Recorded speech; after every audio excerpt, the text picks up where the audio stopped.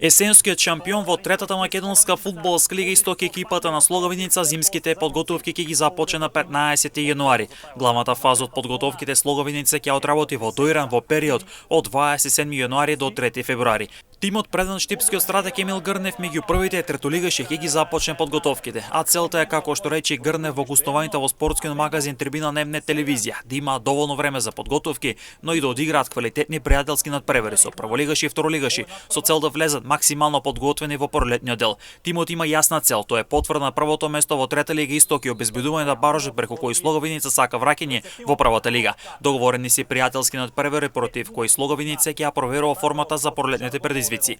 Првиот пријателски меч се игран 25 јануари против Каменица Саса во Виница. На 29 јануари ќе следува Тес со Кожов, меч кој ќе се одигра во Дојран, потоа со Вардар Неготино на 1 февруари исто така во Дојран. За 8 февруари договорен пријателски надпревар со Осогово, меч кој ќе се одигра во Виница, а на 15 февруари ќе биде тест надпреварот со Тетекс во Тетово.